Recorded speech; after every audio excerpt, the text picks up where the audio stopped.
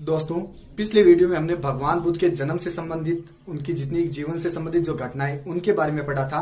अब हम भगवान बुद्ध की जो शिक्षाएं उनके बारे में पढ़ेंगे, बौद्ध धर्म के जितने ग्रंथ है उनके बारे में पढ़ेंगे, बौद्ध संगीतों के बारे में पढ़ेंगे, बौद्ध जो दर्शन है उसके बारे में पढ़ेंगे, स्तूप विहार इन सब के बारे में हम पढ़ेंगे। तो सबसे पहले हम देखते हैं कि बुद्ध से संबंधित कुछ प्रतीक है और जो घटना है वो किस घटना से संबंधित है। ये भी बार बार एग्जाम में प्रश्न पूछा जाता है, तो उसके बारे में हम देखेंगे। जैसे सबसे पहले हाथी, तो हाथी किसका प्रतीक है? तो हाथी है वो बुद्ध के गर्भ में आने का प्रतीक है। कमल, कमल बुद्ध का जन्म का प्रतीक माना जाता है। और सांड या वृषभ, ये आप कह सकते हो बुद्ध की जवानी का प्रतीक है।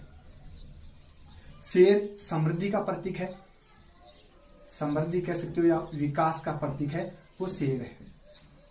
घोड़ा, घोड़ा गृह त्याग का प्रतीक है। चक्र, चक्र प्रथम उपदेश दिया था भगवान बुद्ध ने सारनाथ में, उसका प्रतीक है। बोधि वृक्ष, बोधि वृक्ष है वो बुद्ध को जो ज्ञान प्राप्ति हुई थी उसका प्रतीक है, वो बोधि वृक्ष है। पद चिन्ह, पद चिन्ह का मतलब है कि इच्छाओं का त्याग। ये पद चिन्ह ये निर्वाण का प्रतीक है और निर्वाण का मतलब है इच्छाओं का त्याग। और स्तूप है वो मृत्यु का प्रतीक है। मृत्यु को कहा जाता है महापरिनिर्वाण। व्यक्ति निर्वाण है वो जीवित रहते हुए कर सकता है, जबकि महापरिनिर्वाण है वो मृत्यु के बाद में ही मिलता है। तो एक बार हम वापस देखते हैं। हाथी गर्भ में आने का प्रतीक है, कमल जन्म का प्रतीक है, सांड या वृषभ जवानी का प्रतीक है, शेर समृद्धि या विकास का प्रतीक है, घोड़ा गृह त्याग का प्रतीक है, चक्र प्रथम उपदेश दिया था उसका प्रतीक है, बोधि वृक्ष ज्ञान प्राप्ति का प्रतीक है और पद चिन्ह है वो निर्वाण यानी इच्छाओं का त्याग का प्रतीक है और मृत्यु इसका प्रतीक है स्तूप। अब हम देखते हैं कि इन घटनाओं को क्या कहा जाता है। तो जो गृह त्याग की जो घटना उसे कहा जाता है महाविनिष्क्रमण।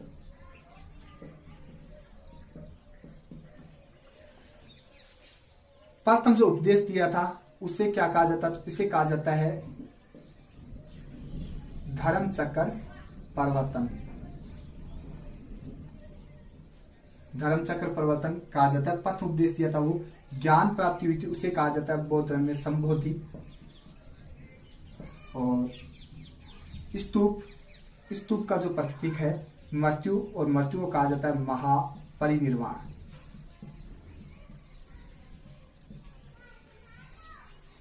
महापरिवाण। तो ये बौद्ध धर्म के प्रतीक हो गए, यानी बुद्ध के गृह त्याग का प्रतीक है वो आपके आ जाएगा। वो घटना वो कहलाती है महाविनिष्क्रमण। प्रथम उपदेश दिया था वो कहलाती है धर्म चक्र परिवर्तन, जबकि ज्ञान प्राप्ति की घटना संबोधि कहलाती है। और इच्छाओं का त्याग है वो उसको निर्वाण कहा जाता है बौद्ध धर्म में, और मृत्यु को महापरिनिर्वाण कहा जाता है। बौद्ध धर्म में और जैन धर्म में जो प्रमुख अंतर है वो कठोरता के आधार पे, यानी जैन धर्म है वो कठोर है, जबकि बौद्ध धर्म है वो लचीला भी नहीं है, ये मध्यम मार्ग को दर्शाता है। अब हम देखते हैं कि इन दोनों में प्रमुख अंतर क्या है। तो बौद्ध धर्म है के अंदर यानी भगवान बुद्ध है वो ना तो ईश्वर को मानते या ईश्वर या परमात्मा को नहीं मानते, ना ये आत्मा को मानते हैं, लेकिन पुनर्जन्म में विश्वास करते हैं। बौद्ध धर्म में पुनर्जन्म में विश्वास किया जाता है, जबकि जैन धर्म के अंदर परमात्मा या ईश्वर को नहीं माना जाता है, लेकिन आत्मा को माना जाता है और पुनर्जन्म को माना जाता है। तो ये सबसे मेन आ गया कि बौद्ध धर्म में ना तो वो ईश्वर को मानते हैं, ये अनिश्वरवादी है, और ना ही परमात्मा को मानते हैं और ना आत्मा को मानते हैं, लेकिन पुनर्जन्म में बौद्ध धर्म में विश्वास किया जाता है। उसके बाद में हम देखते हैं निर्वाण। तो निर्वाण का अर्थ होता है निर्वाण, निर्वाण का अर्थ होता है दीपक का बुझ जाना। दीपक का बुझ जाना यानी व्यक्ति की अगर इच्छाएं मर जाएगी तो उसके बाद उसका निर्वाण संभव है। अब हम देखते हैं दोस्तों कि बौद्ध धर्म के अंदर एक तो भिक्षु और भिक्षुणी, उपासक उपासिका, जबकि जैन धर्म में श्रावक और श्राविका। इनमें अंतर क्या ये हम देखते हैं। तो ये तो आ जाएंगे, ये तो पुरुष है ऊपर वाले, और ये आ जाएगी ये महिला है। अब हम देखते हैं कि भिक्षु और भिक्षुणी यानी बौद्ध धर्म और जैन धर्म दोनों में जो सन्यासी है, जिन्होंने सन्यास धारण कर लिया, उन सन्यासियों को क्या कहा जाता है? तो उन्हें कहा जाता है सन्यासियों को भिक्षु, और सन्यासी को पुरुष है तो भिक्षु, और अगर महिला है तो भिक्षुणी कहलाएगा। ये बौद्ध धर्म और जैन धर्म दोनों में कहलाते हैं। जबकि उपासक है वो अगर कोई गृहस्थ व्यक्ति है और गृहस्थ ने अगर बौद्ध धर्म स्वीकार कर लिया है तो वो उपासक कहलाएगा, और अगर महिला तो वो उपासिका कहलाएगी। जबकि श्रावक और श्राविका है, ये जैन धर्म में जो गृहस्थ है वो कहलाएंगे श्रावक और श्राविका, जबकि ये बौद्ध धर्म में कहलाएंगे।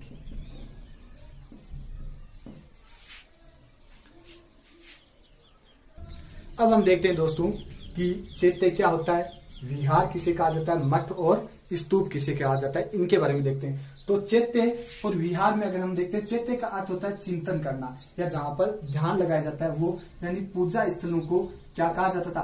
पूजा स्थल को कहा जाता था चैत्य।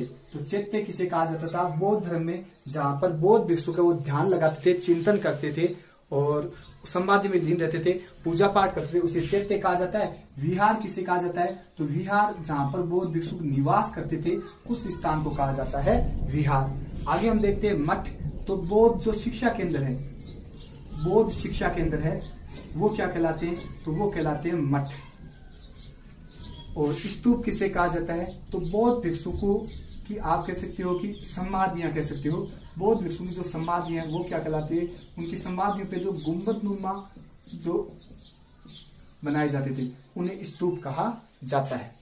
तो ये तो चैत्य हो गए, ये विहार यानी जहां पर निवास करते थे बौद्ध भिक्षु, मठ शिक्षा केंद्र थे, और स्तूप है वो समाधियां थी गुंबदनुमा। आगे हम देखते हैं दोस्तों कि जो प्रमुख जो शिक्षा केंद्र थे वो कौन कौन से। तो एक तो तंबो था, ये हिमाचल प्रदेश में था। प्रमुख बौद्ध मठ है सबसे बड़ा ये। नालंदा विश्वविद्यालय प्राचीन काल में ये बिहार में था और इसकी स्थापना कुमारगुप्त ने की थी। और विक्रमशिला जो विश्वविद्यालय वो पाल वंश के शासक धर्मपाल ने की थी, और ये भी कहाँ पर है? ये भी बिहार में। यानी ये दोनों के दोनों कहाँ पर है? ये दोनों के दोनों बिहार में है। वल्लभी प्राचीन काल में बौद्ध धर्म का प्रमुख मठ था और वो था गुजरात में। अब हम देखते हैं प्रमुख जो स्तूप है वो कौन कौन से हैं। तो प्रमुख वैसे तो 8 स्थानों पर भगवान बुद्ध के जो अवशेष है वो ले जाए गए थे। तो अगर हम प्रमुख स्थान देखते हैं, सांची आता है, सांची एमपी में आता है, विदिशा भी एमपी में आता है, सारनाथ है वो यूपी में आता है। उसके बाद में लुम्बिनी ये नेपाल के अंदर आ जाएगा, और लुम्बिनी गया बोध गया आ जाएगा, और बोध गया है वो बिहार के अंतर्गत आ जाएगा। तो ये बौद्ध धर्म के प्रमुख स्तूप आ जाएंगे। सांची एमपी में, सारनाथ यूपी में है, लुम्बिनी ये नेपाल में आता है, बोध गया ये बिहार के अंदर आते हैं। ये प्रमुख बौद्ध धर्म के क्या है? स्तूप के अंतर्गत आते हैं। अब हम देखते हैं प्रमुख चैत्य। तो कार्ले की गुफाएं हैं, या अमरावती ये महाराष्ट्र में आ जाएगी आपके। उसके बाद में जैसे और भी गुफाएं जैसे अजंता की आ जाएगी, अजंता की जो गुफाएं हैं वहां पे चैत्य और बिहार के अंतर्गत आ जाती है। आगे देखते हैं दोस्तों बौद्ध धर्म में जो मूर्ति कला है उसके बारे में देखते हैं। बुद्ध की प्रथम जो मूर्ति बनी थी, प्रथम मूर्ति वो मथुरा शैली में थी, लेकिन बुद्ध की जो सर्वाधिक मूर्तियां बनी, बौद्ध धर्म से संबंधित जो सर्वाधिक मूर्तियां हैं वो कौन से? तो वो आती है गांधार शैली में। गांधार शैली में बौद्ध धर्म की सर्वाधिक मूर्तियां आती है। अब हम देखते हैं दोस्तों कि बौद्ध धर्म में जो सभाएं हुई थी, या हम कह सकते हैं संगीतियां हुई थी, वो कौन कौन सी थी? तो 4 प्रमुख हुई थी। एक 5वीं भी मानी जाती है हर्षवर्धन के शासनकाल में। तो हम सबसे पहले देखते हैं कि प्रथम बौद्ध संगीति कब आयोजित की गई। तो वो की गई थी बुद्ध की मृत्यु पे, और बुद्ध की मृत्यु हुई थी 483 ईस्वी पूर्व में। किस स्थान पर आयोजित की गई? तो ये राजगृह में आयोजित की गई थी। और उस समय शासक कौन था? तो वो था अजातशत्रु। आगे हम देखते हैं अध्यक्ष कौन था? महाकश्यप। और इस समिति में क्या कार्य किए गए? तो बौद्ध धर्म के जो त्रिपिटक है उनमें से 2 प्रमुख पिटक लिखे गए थे। एक तो लिखा गया था सुत्त पिटक, ये आनंद ने लिखा था जो बुद्ध के प्रिय शिष्य थे, और दूसरा बुद्ध के प्रधान शिष्य उपाली ने लिखा था विनय पिटक। विनय पिटक ये उपाली ने लिखा था।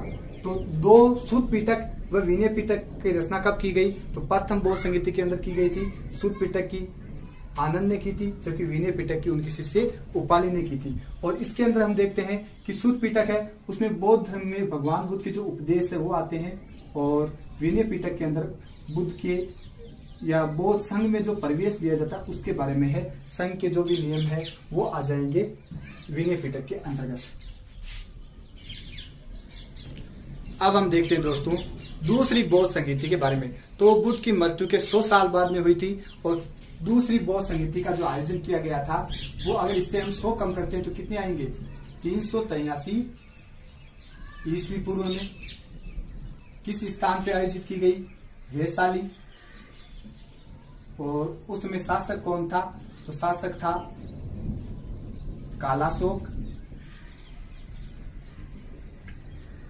अध्यक्षता किसने की, सबाकामी ने।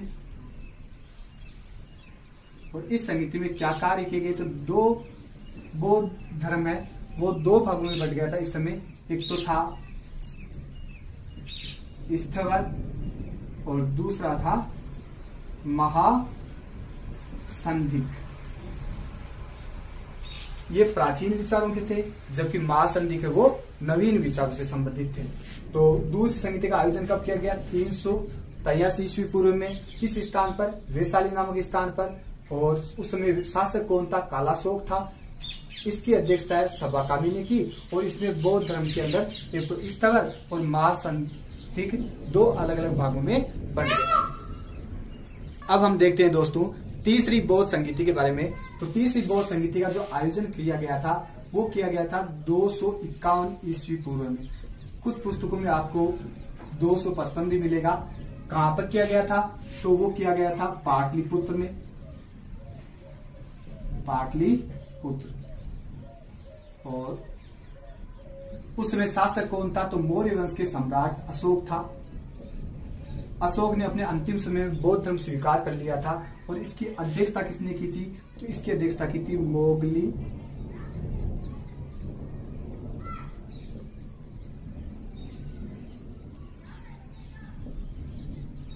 मोगलीपुत्र तीस ने। इस संगीति के अंदर तीसरा पिटक लिखा गया था। और तीसरा पिटक कौन सा लिखा गया, तो वो लिखा गया था अभिधम दम्भ पिटक। तो तीसरी संगति 251 ईस्वी पूर्व में। कुछ पुस्तकों में आपको 255 ईस्वी पूर्व में मिलेगा। कहां पर आयोजित की गई, पाटलिपुत्र में। उस समय शासक थे वो अशोक थे मौर्य वंश के, और मोगलीपुत्र तीस थे, उन्होंने इसकी अध्यक्षता की थी। और इन्होंने अभिधम पिटक की रचना भी की थी। अब हम देखते हैं दोस्तों चौथी बौद्ध संगीति या सभा का आयोजन कहां पे करवाया गया, तो वो करवाया गया था 72 ईसे या 78 ईस्वी के अंदर किया गया था, या आप कह सकते हो प्रथम शताब्दी के अंदर इसका आयोजन किया गया था। कहां पे करवाया गया, तो वो था कुंडवन। कुंडवन कहां पे है, तो ये कश्मीर में आता है। उसमें शासक था वो कनिष्क था। और इसकी अध्यक्षता थी वो तो की थी वसुमित्र ने, जबकि इसका उपाध्यक्ष भी था। उपाध्यक्ष था वो था अश्वघोष। और इस संगीति के अंदर बौद्ध धर्म में 2 अलग अलग संप्रदायों में बढ़ जाता है। एक तो हीनयान और दूसरा था महायान। महायान। तो बौद्ध धर्म में हीनयान और महायान संप्रदाय है वो कब, इनकी शुरुआत कब होती है, तो वो चौथी बौद्ध संगीति के अंदर इनका आयोजन किया जाता है। उसमें बौद्ध धर्म 2 अलग अलग भागों में विभाजित हो जाता है। तो दोस्तों प्रथम संगीति के अंदर बौद्ध धर्म में सूत पिटक व विनय पिटक लिखे गए। दूसरी सभा के अंदर स्थवर व महासंधिक 2 अलग अलग संप्रदाय में विभाजित हो जाता है। तीसरी संगीति के अंदर अभिधम पिटक लिखा जाता है, जबकि चौथी संगीति के अंदर हीनयान व महायान 2 अलग अलग संप्रदाय में बौद्ध धर्म विभाजित हो जाता है। उसके बाद में देखते हैं कि सम्राट हर्ष के समय 6वीं शताब्दी में भी एक धर्म सम्मेलन का आयोजन किया गया था। उसमें की अध्यक्षता हवेन सांग ने की थी। और इसमें महायान जो संप्रदाय उसको श्रेष्ठ बताया गया था। अब हम देखते हैं दोस्तों कि बौद्ध धर्म में जो स्थवर था उसे ही थेरावादी कहा जाता है, जबकि महासंधिक है उसे सर्वास्तिवाद भी कहा जाता है। ये स्थवर आगे जाकर हीनयान संप्रदाय में आ जाता है। जो प्रथम शताब्दी में स्थवर था वो चौथी संगीति के अंदर हीनयान में आ जाता है, क्योंकि महासंधिक है वो महायान के अंदर आ जाता है, चौथी संगीति के अंतर्गत।